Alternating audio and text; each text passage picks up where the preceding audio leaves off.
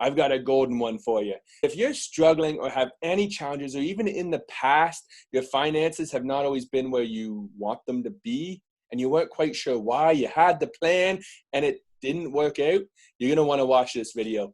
I have international best-selling author John MacGregor with us talking about his new book. Now, I won't take any of his thunder, but just to let you know what you're going to get is you're going to learn the real key to learn incredible amounts of knowledge without having to smash your own head against the wall.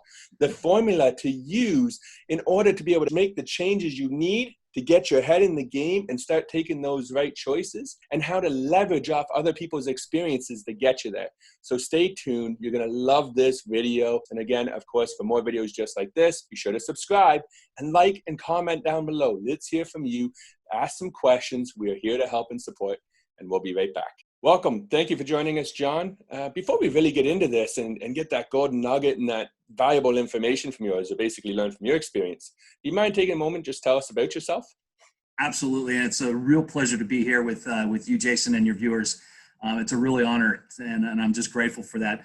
I've been in the financial industry for, gosh, I'm dating myself, going on over 25 years. And I started as a financial advisor, and I built a very successful financial planning practice.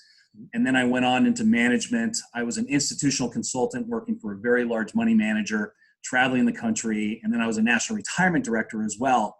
And much of my time over the last 25 years has also been training other financial advisors. So I think I come to this, come to your audience with a very broad perspective of this financial industry. And it parlays into the book in terms of what I'm able to offer the readers. And that's why I'm really excited. And the book that's out that we'll talk about, I don't think there's a better time for this book than right now. And we'll get into that some more. Yeah, I agree. Now, I've had a chance to read thank you for sending me the copy in advance. I've had a chance to read it over, and it is all I can say is if you haven't had a chance to read this book, go out and get it. It's actually the top 10 reasons the rich go broke. And the subtitle is Powerful Stories That'll Transform Your Financial Life Forever. Powerful stories. Now, that's one of the takeaways I had from the book, is when I was reading through it, one of the biggest takeaways I had was, as I was reading, it was all, for most of it is in a story format. So I was able to relate with it and understand it. And I'm going to ask you more about that in a moment, but I'm curious, what got you to write this book? What motivated you? Yeah, a great question. I'm glad you asked. I just want to first say, though, that although this book is about why the rich go broke, I really wrote it for everyone. Why so many people do go broke, and why so many people are unable to achieve lasting financial freedom and peace of mind that they so desire and they so deserve. So and we'll get into it some more, but the common overarching theme of why those rich go broke is the same reason why everyone goes broke, or people are unable to escape the rat race. So to make a short story long from your question, the reason I wrote this book is a good friend of mine, very close friend, Robert Kiyosaki, the international best-selling author, Rich Dad, Poor Dad. He and I have known each other for many years. We both come from Hawaii. We both played rugby together, and that's sort of our commonality. We were having dinner one night, and for years I've been sharing with him these stories, of these very alluring stories of the very wealthy that I knew, that I worked with, that I witnessed firsthand have everything. I mean, just what you would think is the picture perfect life. And then suddenly, due to some issues that they did, the behaviors that they had, lost everything. And Robert was always fascinated by these stories. And he finally said, "Hey, John, you got to write a book." And so for the past 5 years, I've been working on this project, putting this thing together. It's been probably the hardest thing I've ever done, Jason, is writing this book. But now it's available. And so we're really excited for it. So it's all, I have to blame Robert Kiyosaki for this book. Well, out of everybody to blame, he's a pretty good guy to put on the hook for that one, right? Exactly. And I must admit, you made the comment about how, even though it's about the rich going broke, how you've written the book for everybody. And that was one of the things I really enjoyed about it, reading your stories, learning them. Now, these are real life stories, were they not? Oh, absolutely. Yeah. Because I know when I was reading the stories, one of the things that, at least that worked for me, I mean, maybe the viewers are a bit like me in that way. But as I read your stories, like the one about your grandparents, for example, I was instantly, not only was I able to learn the lessons that you were instilling in us and trying to pass on through the knowledge, but I was able to relate back to my personal experience. In my case, it was actually my grandfather who taught me something similar, and I had this recollection of that memory as a child. And so I found your book after I put it down. I was able to retain more of the information than a standard financial book that's talking stats and numbers and how to, and basically, you know, really good to put me to sleep. So where your book entertained me, engaged me, and woke me up. And like I said, the content stuck with me. I'm guessing that was all on purpose, though. It was, and that's Robert's style, and that's exactly you hit it on the head, Jason. And that's Robert's style. That's what he told me. He said, John, you could push information in all day long, and it's not going to affect real change in people. But you can draw information out with a good story. And then he always says, you know, you tell a good story, it can change the world. And so that's what led to this approach, which was using stories of people that made mistakes instead of success stories. We use the mistake stories, and we think that's going to be a lot more impactful for people than just telling people what to do and what not to do with their money. Because let's be honest, there are 100,000 books available on what to do and what not to do with your money. Yeah. And frankly, most people know what they need to do with their money. Most people just simply overspend what they earn. They know they shouldn't be doing that, but they can't help themselves, right? So they know what they need to do. And so the overarching theme of this is that information does not cause transformation. We can pour information into people all day long, and it will not really affect any meaningful change. And you know, Jason, if information was all we needed to change our life, we'd all be rich, skinny, and happy, right? So we need more than information to change our behaviors and change our outcomes. I mean, think of the fitness industry. We all know we need to eat better and exercise more, but a lot of people just don't do it. And so that information helps, but it's really not what people need right now. Yeah. So anyway, we can get into that a little bit more, but. Well, you reminded me of the one formula. I won't mention it yet. If you got to stay tuned and keep watching if you want to know what it is, because that formula you touched on to handle that very topic, the beliefs of ourselves and the core fundamental of what is stopping us from being rich, skinny, and healthy, right? But the question I wanted to ask you first, the very first thing I underlined in your book and put a couple of stars beside it, and I made sure I used green just because I thought that was appropriate for your book. So I highlighted it in green, put some stars beside it. Was your statement about mistakes? But rather than say it, do you mind sharing what that statement is? Are you referring to the overarching theme that we talked about? So, this dawned on me one afternoon when I was writing painlessly, and by no means was I good in English. So, thankfully, I have a good editor.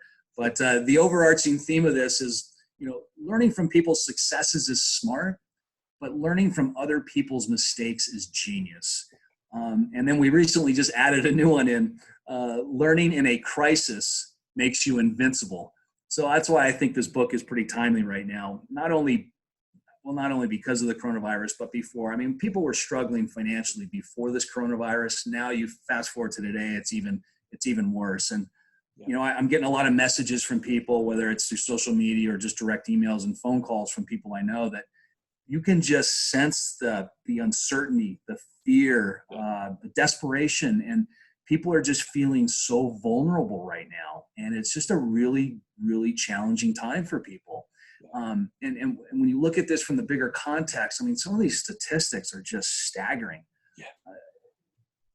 Like I said, when I started this 5 years ago, 73% of people were living paycheck to paycheck. 73%. I mean, that's a massive number. You fast forward to that to today, it's 78% of people are living paycheck to paycheck. So the problem is getting worse, not better. Despite all this information that's available to people, much of it is for free on the internet. People know what they need to do with their money, but they don't do it because they have mental barriers in their brain that are preventing them from making the right decisions with their money. And that's what we get into in the book. We set it up with stories, but then we deliver key solutions that people can implement immediately to start changing their behaviors around money. Because what we realize, Jason, is that one of the common underlying problems people have is that people have a very harmful relationship with money. Mm-hmm. And what I mean by that is people are using money to dull their pain, and instead of using money to fulfill their purpose. That's the key. And people are stuck on this hamster wheel and they don't know what to do. And with this COVID virus, it's causing even more stress in their brain that they can't think clearly. They can't sleep. And it's almost like it's dropping their IQ beyond their control and they can't help themselves. So anyway. No, well put. Because I know for me, if I think of a few different scenarios, when it comes to the coronavirus and everything we're going through during the shooting of this video, we're just in the middle of the pandemic. Yeah. For me, I've always looked at it, and it is unfortunate, not to take the bad out of it. But if anybody had had financial troubles or made bad decisions or bad business investments beforehand, it's now glaringly obvious. Which in some ways, maybe that's a good sign, because now you see it now hopefully you can fix it now, instead of it keep going down that same rabbit hole for months or years just to find out at retirement you have nowhere to go. So that's my hope, at least, with everything we're going through right now. Now I was going to ask, because you touched on it, on the belief systems and the mental blocks. Do you mind going just a little bit deeper on that for us? Yeah, absolutely.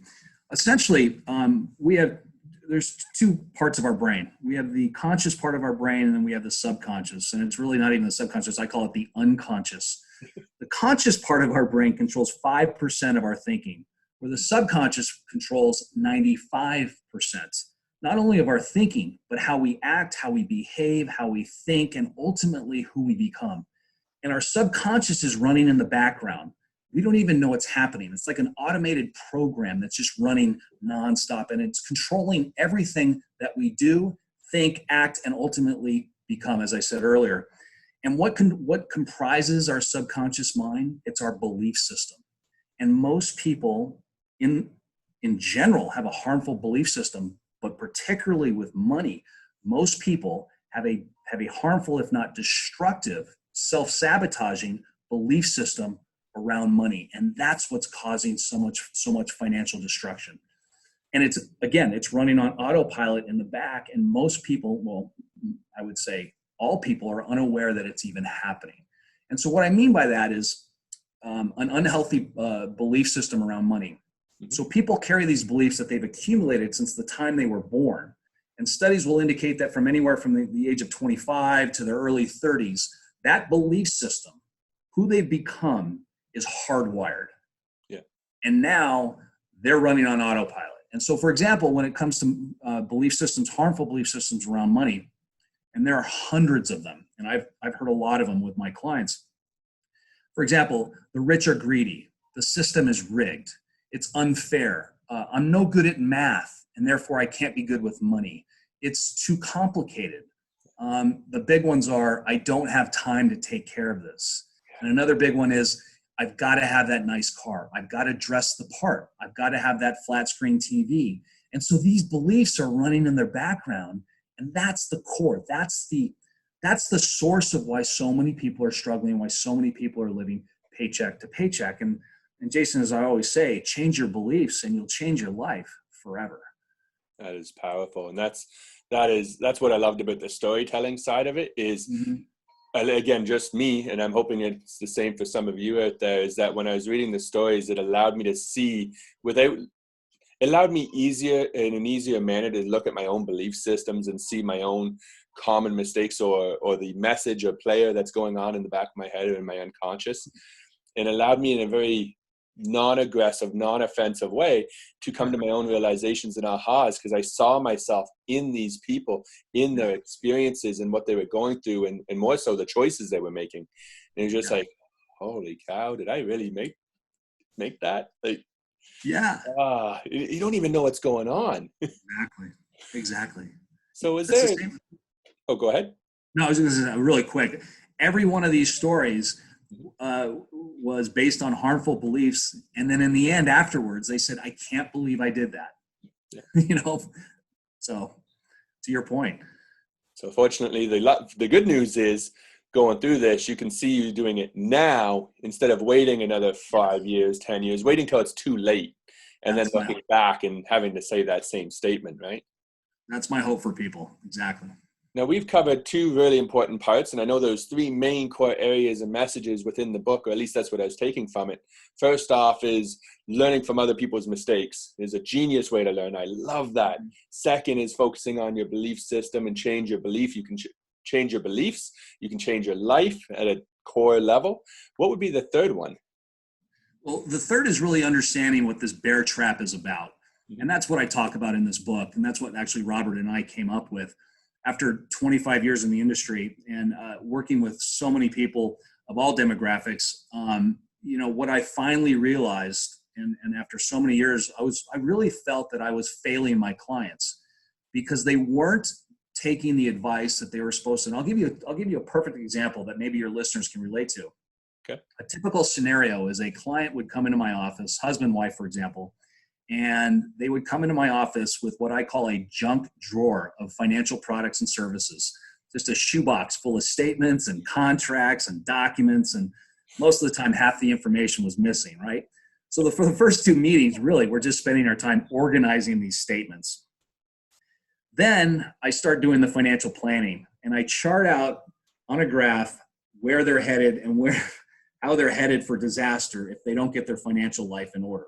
Yeah. And they get all jacked up and they're nudging each other and they're saying, honey, we got to do something. This is serious. And they're in their mid 40s and they want to retire at age 60. And I'm going, if you continue doing this, you're not going to be able to retire at all, let alone in your 60s. And so they go, okay, John, we're all in. What's the plan?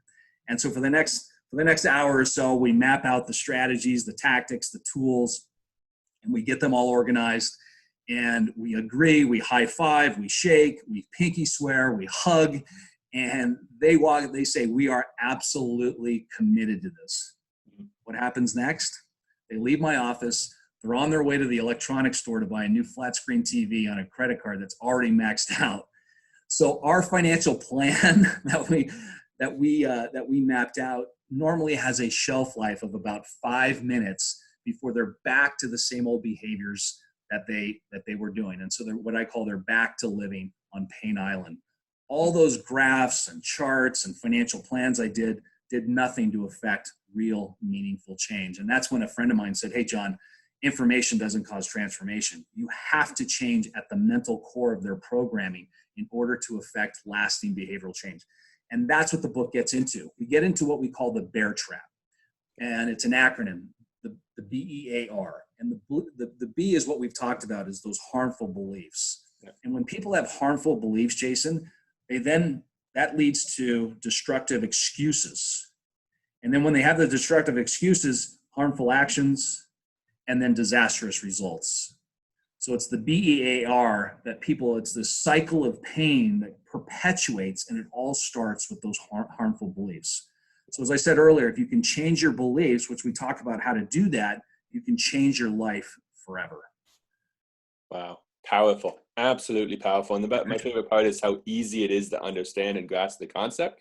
And not only that this applies to your financial life, you could use it in your relationships. You can use it in the way you raise your kids or your work life. And that simple concept, once understood, I saw quickly how I could apply it to multiple areas of my life, just not my financial life, but my physical health even. My physical health belief. And we won't go off on that tangent too much unless you have a comment to add to that. But I saw very quickly how it was relatable to all areas of life. Yeah, it's so interesting you bring that up, and it's a great catch. I have used this process with people that are in relationship issues. And like you said, people that are struggling to go to the gym or work out, I've used this process as well. So it is universal for all aspects of your life. Just this book is right now solely focused on your personal finance side of things. But you could definitely take this acronym and use it anywhere. I'm glad you started with the finances because let's be honest, that's the fundamental, the cornerstone of our life. If we don't have the income, if we don't have the financial means that we need, how do we ever live our life? We're busy. I've always believed in the belief of work to live, not live to work. And exactly. So this is the first step to making sure that if you're in any position at now where you're working just to live, get this book, apply these concepts, read these stories, learn from other people's mistakes, and then read it again. That'd be my suggestion. At least I know I will be. John, I do want to say thank you. I really do appreciate your time, being able to join us here today. To find out more about you, to get your book, and to get more insights, and just for those of you who are going to get out the book, there's an awesome, amazing bonus feature that allows you not only to understand the book. Hopefully I'm not giving away one of your golden nuggets, John, but there's an extra piece in there that will not only allow you to understand it, but will help make sure you can do it. So I won't say what that is in case that's a secret, but I do want to thank you for that extra gift, John. I love it.